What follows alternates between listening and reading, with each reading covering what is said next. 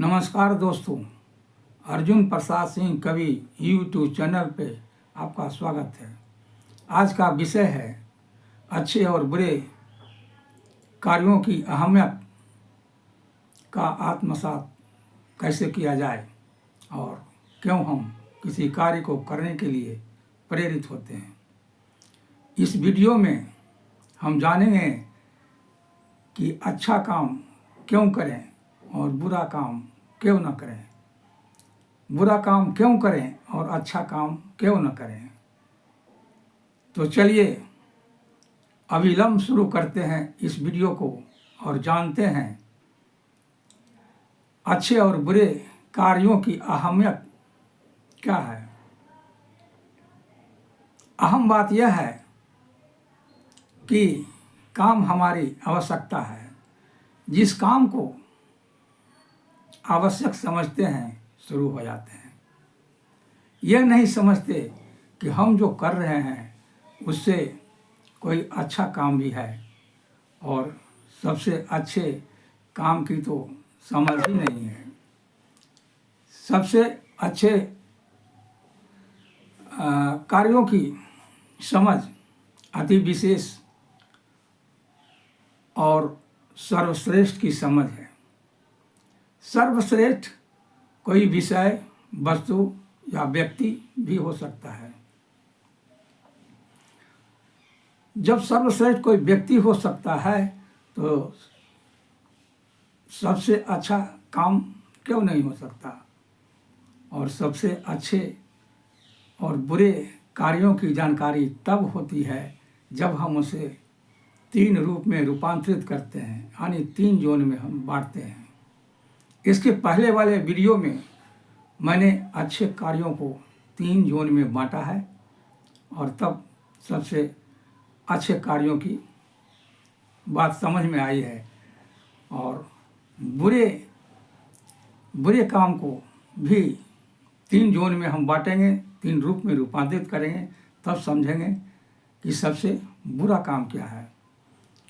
तो उस दृष्टि से हम यदि रूपांतरित करते हैं तो हम पाते हैं कि अपराध करने वाले को सम्मान करना बुरा काम है, लेकिन अपराध यदि स्वयं में शामिल करते हैं तो उससे भी बुरा होता है।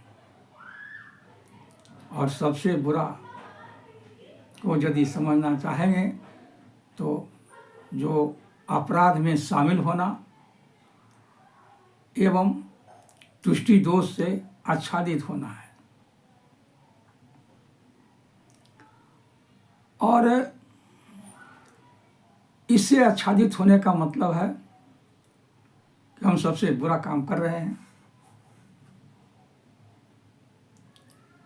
सबसे अब सवाल है कि अच्छा और बुरा, ये तो रूप की बात हुई।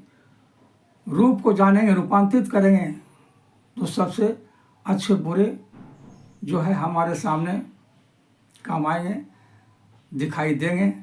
लेकिन जब भेद की दृष्टि से देखते हैं तो सिर्फ अच्छा और बुरा कहते हैं, सत्य और झूठ कहते हैं, रात और दिन कहते हैं। यह भेद हुआ। तो भेद की दृष्टि में अच्छा और बुरा का मतलब है, अच्छा कहने का मतलब उससे अच्छा कुछ हो नहीं सकता और बुरा कहने का मतलब उससे बुरा कोई नहीं हो सकता। अब यहाँ प्रश्न है कि अच्छा काम हम क्यों करें और बुरा काम क्यों नहीं करें।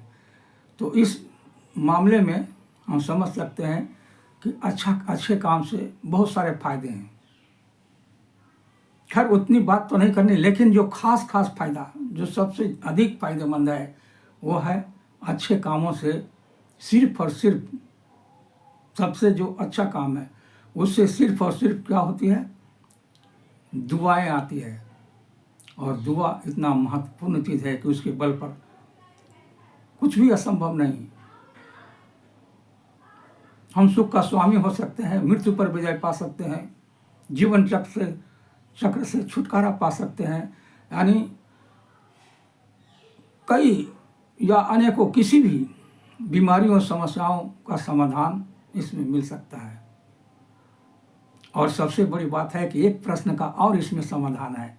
जब हम कहते हैं कि बिना पूंजी लगाए, बिना समय गंवाए, बिना मेहनत किए हम करोड़पति बन सकते हैं, ये हमारे सामने बहुत बड़ा सवाल है।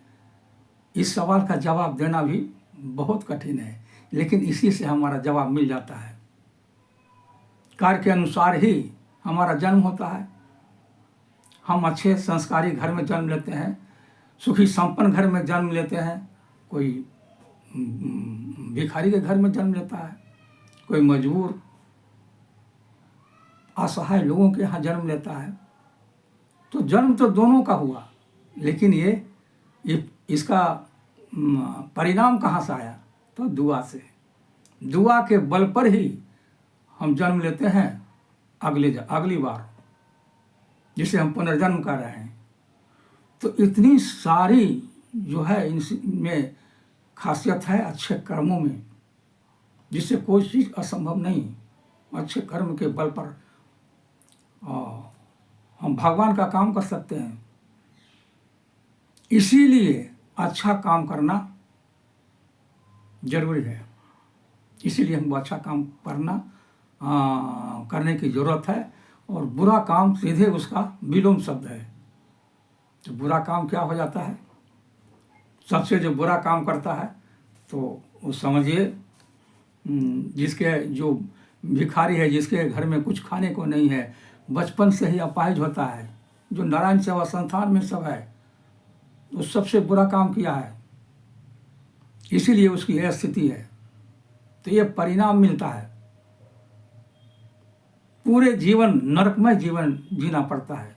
ये बुरे कर्मों का फल है, क्योंकि बुरे कर्मों में, उसके बुरे कर्मों के माध्यम से सिर्फ और सिर्फ बद्दुआ मिलती है। और बद्दुआ एक साप है जो हमें नहीं चाहिए। इसीलिए हमें अच्छे काम करना चाहिए, बुरे काम नहीं।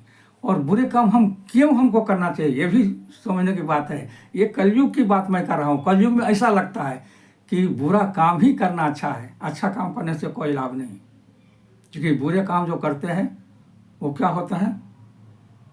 अपराध में शामिल होते हैं, तुष्टि दोष से आच्छादित होते हैं। ये सबसे बुरा काम है। और इस सबसे बुरा काम करने वाला व्यक्ति को कभी चैन नहीं मिलता है, क्योंकि वो अवध्य होता है जो अपराध में शामिल होता है। अवध्य क्या मतलब? अधम, बुरा, खराब, पापी, कुत्सित, त्याग, माने इस तरह के, कहीं उसका जगह नहीं। लेकिन जो बुरा काम करता है उस शान से जीता है। बुरा काम करने में कोई बाधाएं नहीं आती है, फ्री होकर आराम से करो। और शान से जीता है और शान से मरता है, ये बड़ी चीज़ है।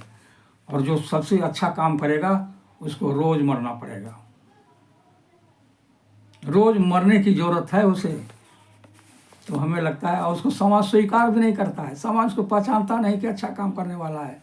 अच्छे काम की कोई महत्व नहीं है इस दुनिया में। जो सबसे अच्छा काम करेगा समाज को तिरस्कृत करेगा, स्वीकार नहीं करेगा, मरता रहेगा, देखता रहेगा। लेकिन जो अपराधी हुआ उसके पीछे पुलिस भी जाती है, पुलिस उसकी सुरक्षा कर सकती है, लेकिन सबसे अच्छा काम करेगा उसको कोई सुरक्षा नहीं।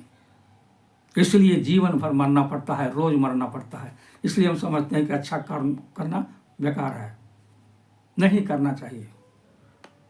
बुरा काम करने वाला शान से जीता है। और इसीलिए मैं इस प्रश्न को रखा है। आप इसको जिस रूप में देख सकते हैं, ये मेरे विचार हैं। और आगे बाकी अगली बार मैं ज्ञान के बारे में बताऊंगा। तब तक के लिए धन्यवाद, नमस्कार।